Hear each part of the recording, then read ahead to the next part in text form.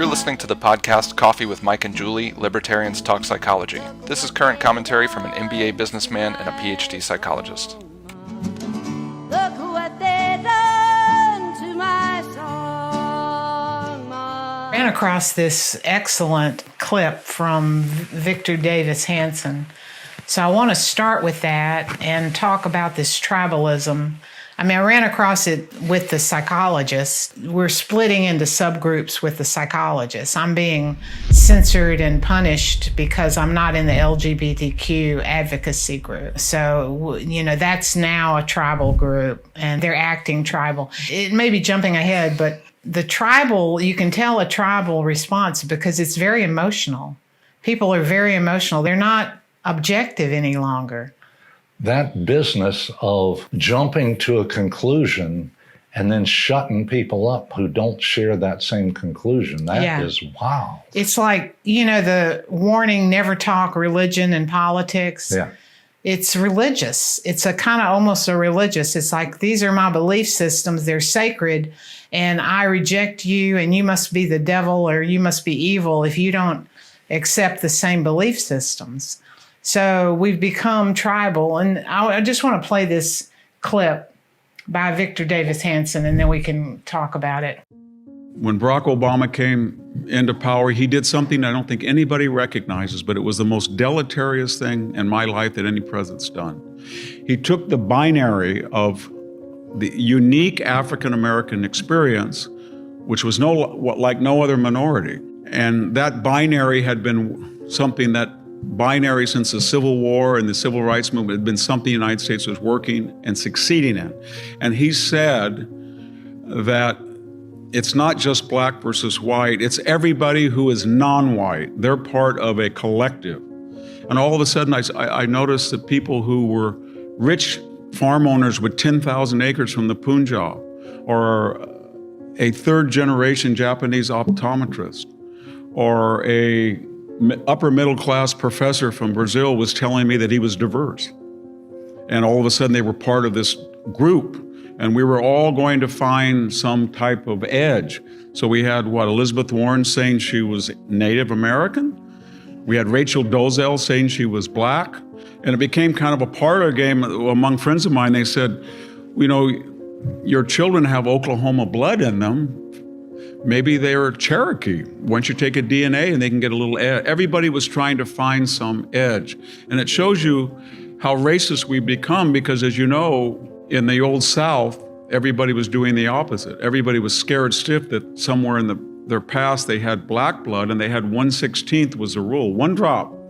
If you could trace a African American, then you were considered African American. Now we've gone back to the Confederate idea and just flipped it, but it's still racist. So we're tribal people now, and there's no society, whether it's the Balkans or Rwanda, we know where that goes. We know what we have a destiny with, because everybody to survive will start being tribal. I live in a community that's 85% Latino. I don't know very many white people anymore. They mostly moved away. But at Walmart, for some strange reason, before 8 o'clock in the morning, it's all white, the vestigial population. And for the first time in my life, I walk in, and here's what happens. People don't know me. Hi, how are you? Hey, good to see you. And what they're doing is they're identifying with a shared whiteness because they feel the whole society is becoming tribal, and they're going to adopt by tribe. And I'll say to some, I don't know who you are. Why would I feel closer to that person because he happens to be white than a Mexican-American person who's conservative and shares my own view? But if that's where we're headed, and when history teaches us, once we go tribal, it's like going nuclear. Once one nation goes nuclear, one people goes tribal, everybody's going to go tribal for defense. It happens like that.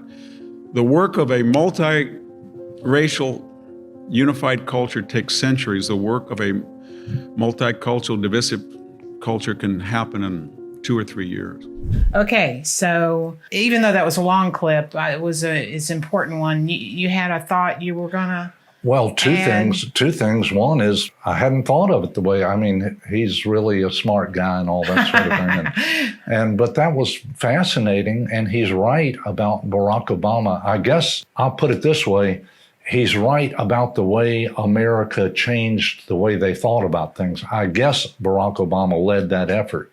But that is pretty fascinating, the way it is fascinating. That is exactly what happened. It would be a community. One of the things in a community development perspective that apparently Barack Obama was a community developer before he was a senator. Yeah. One of the things you want to do is draw a circle around subgroups. Yeah. So that would make sense that that's what he would have done. Well, and as a politician, he's expanding his population of people who vote Democrat no matter what. Yeah, there'd be a alternative. So it wasn't just black voting. He wanted to expand that, which is a strategy. Yeah. So, okay. So the point you had another. Well, there was the other thing I wanted to point. That was the first thing I wanted to point out. The other thing I wanted to point out was his observation about Walmart. Man, it really is instructive to go to Walmart or Target or Sam's, or, these places have totally different populations, and it's fascinating. So what you're acknowledging what he's saying about when you go early to Walmart or the time Sam's. of day that you go, he's right. The time of day that you go is your group. Is your group. It changes things. And where I notice it is when I go early to Sam's. All these old people. We're definitely in the old. We're in the senior citizen group. And they flag me down and want to tell me stories. And I'm entertained. It's like, I don't know you. But you're in their group. I'm in their group. And I go to Walmart and, it's much more diverse group of people. Black, Mexican, white, diverse. But anyway, he's onto something there. Haven't thought about it enough to make a conclusion about it, but he's onto something there. Well, the part that concerns me, he's onto something because this does help validate the organizational diagnosis characteristic of the parent group and the subgroups, the child group and the parent group. I've talked about it before, but it bears talking about. But before we get too far away from his comment, he's a major historian and excellent at it. He makes the comment at the end of the clip that we played, and people can play this clip, the whole thing, I think is how long? 30 minutes? Anyway, it's part of his channel on YouTube. But he makes the point that it takes a lot of time for tribal societies to reach I'm going to put different words in his mouth, reach a parent group. The reason we have... I would say assimilate to the general population. Well, that's a good point. Assimilation, like the board. What worked for the United States was the Constitution. For a long time, people assimilated and accepted the Constitution as these are these rules. In fact, the Constitution is anti-tribal. It's like every individual is completely free to pursue happiness and life, liberty, and the pursuit of happiness. That's kind of almost a message about not being a tribe. You're an individual here. And so somehow it worked that we made that leap into a non-tribal society. We were probably...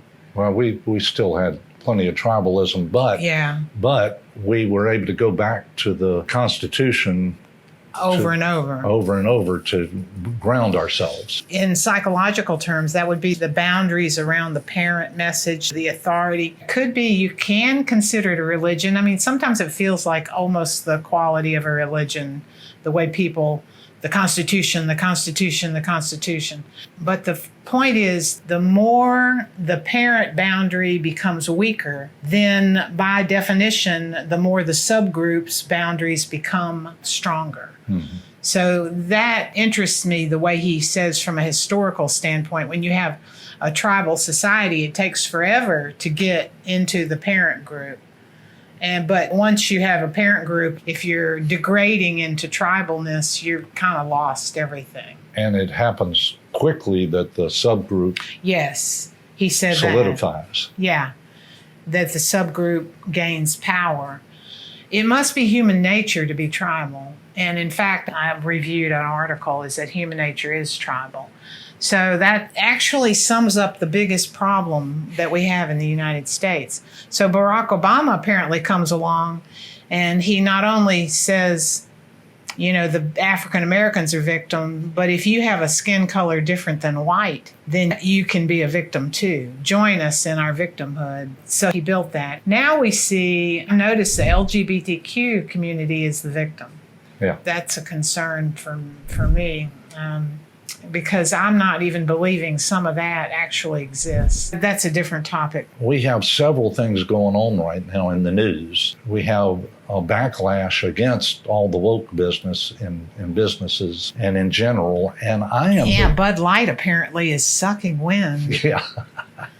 I don't think they'll ever come back. But anyway, but I'm encouraged. And here's how I can be encouraged by all this stuff. As long as people are free, as long as you don't have a government who's making people conform, as long as people are free to go crazy and go identify with their tribe and then have there be a backlash against it and it all works its way, I think I'm optimistic it'll all work its way. Well, this out. is the first optimism I've heard you express in a long time. When in fact, human advancement is always zigzag. Well, and I guess maybe I'm finally seeing it. Now, I do qualify it that they've got to be free to zigzag. If you get government involved, you're not free to zigzag. You got to comply or go to jail. So the Supreme Court just said the White House can't, you heard that. No, a judge, not the Supreme Court. We're loaded down with news, current events. But a judge said the White House can't call media and tell them what to take down. Some judge said that. Oh, yeah? Restricted the White House from, and that'll go up the chain to the Supreme Court. But as long as people have alternatives, then I'm going to try not to get too excited about it when I see people doing stupid and crazy things, because it'll work itself out. It'll work itself out. Well, good for you. That's what the founding fathers, that's what James Madison said. He said, you can't avoid the conflict. All you can do is set up a situation so that the conflict can be resolved eventually. And people will resolve it eventually if they're free to do so. And that goes back to minimal government and free speech. Yeah. Got to have those things or you can't have that.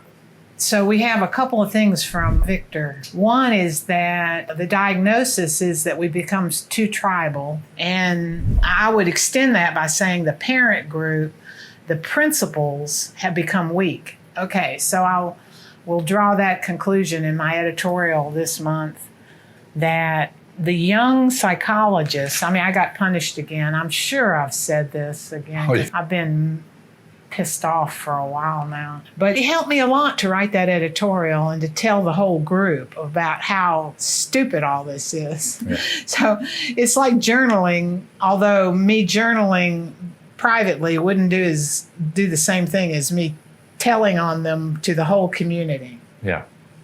But it helped me clarify that not only was I silenced by centralized power because I objected to, well, do I need to go into that again? Well, you've gotten into it this far. You need to explain it a little bit.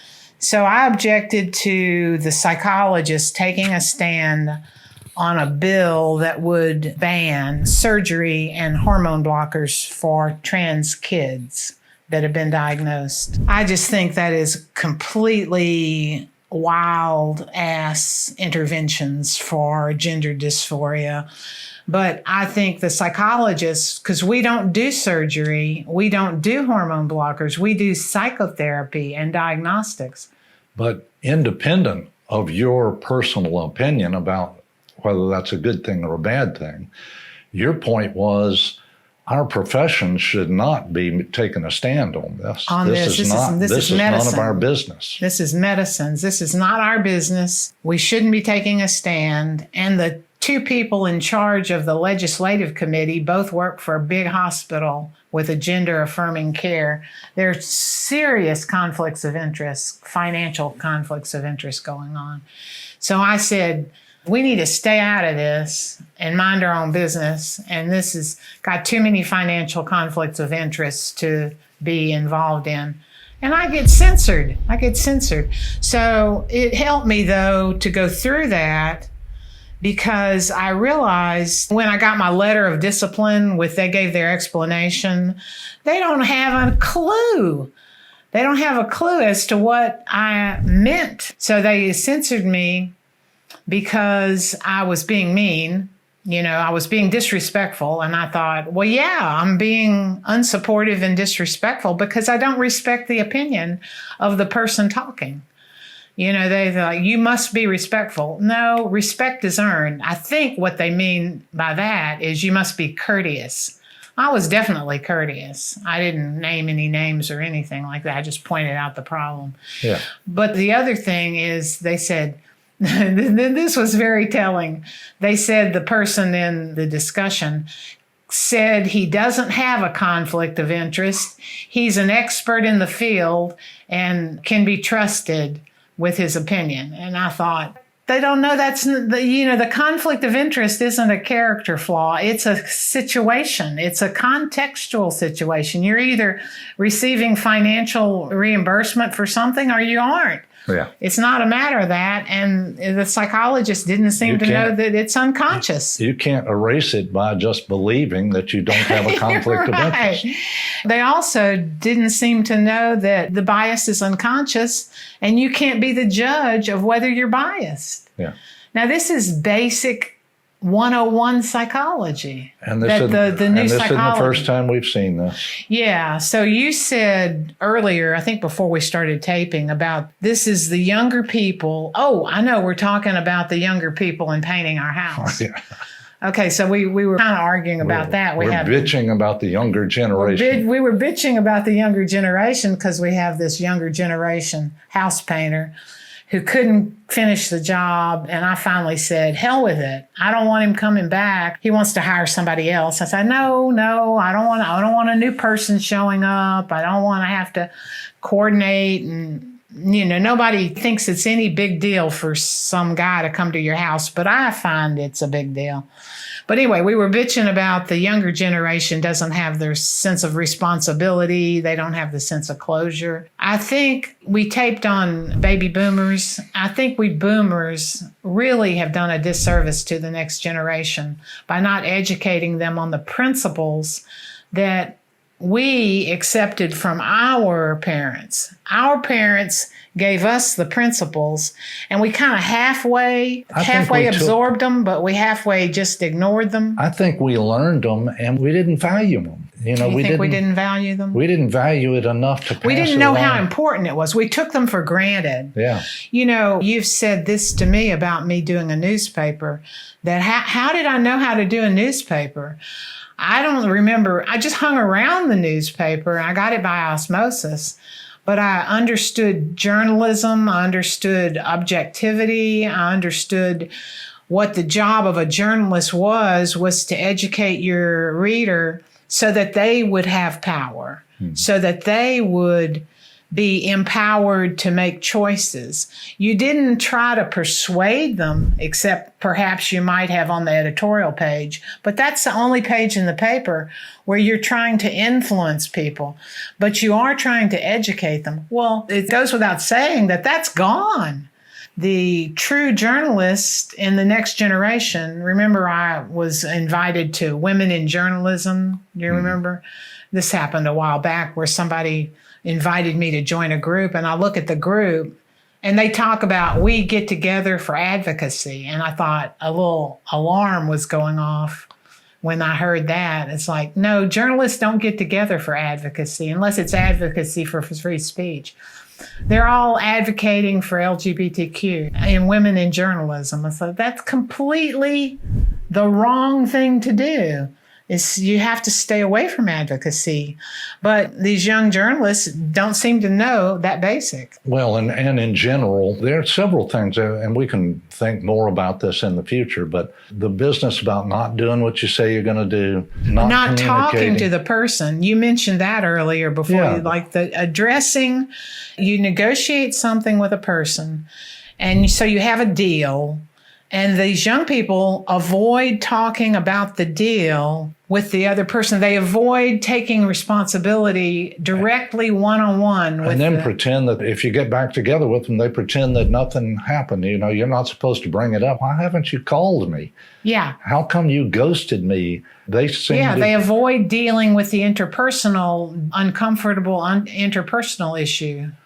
Do you think that's maybe a function of internet and the texting and all that? They can avoid. Well, people avoid stuff all the time, but we have a hypothesis. We're trying to say we have a hypothesis that the younger generation is much more willing to interpersonally avoid something than we are. I don't know that that's true, but it seems that. Sure does seem to be. It seems I can only use the evidence of the psychologist. In my getting censored and disciplined again, nobody talked to me personally before. They just sent me a letter. Isn't that amazing? And I recruited and you know these people. I recruited them.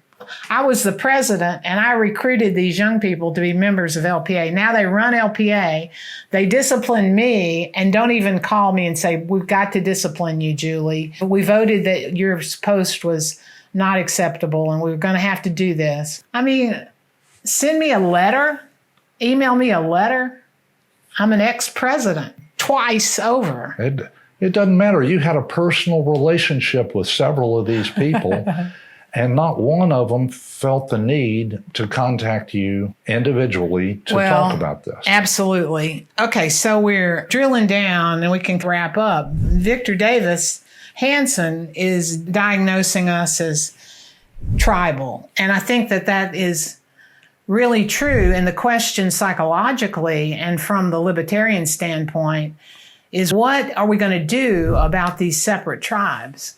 So from an organizational diagnosis standpoint, what you do when you have a bunch of subgroups instead of a consistent, what would be the right, homogeneous, we need to be more homogeneous for the parent boundary. So we need to reinstall the programs of the Constitution, hoping that that would create a parent boundary. So does that make sense? Am I making sense? You're saying something I hadn't heard before. You're saying that almost like it's an alternative to hiring a better president. It's the alternative is, as a society, we need to rely more on the Constitution. Well, we need to install it. It needs to become front and center to everybody that wants America back. It has nothing to do with white. It has to do with the Constitution. And we need a president that understands it too. Well, good luck with that.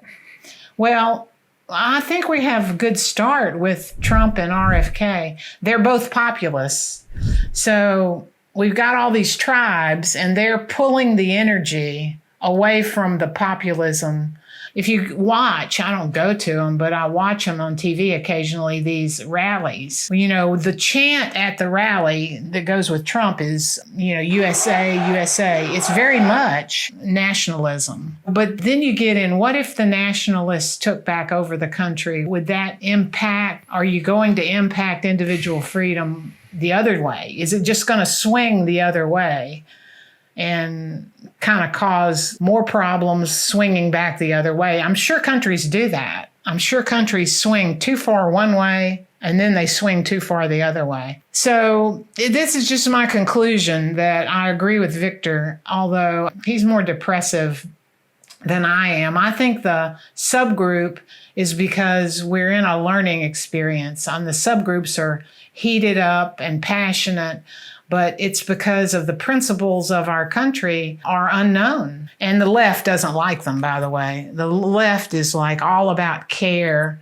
and sympathy and concern, and that the right kind of owns the libertarian views. But I wish the libertarians would do a better job at teaching the real principles that the country needs in order to restore itself.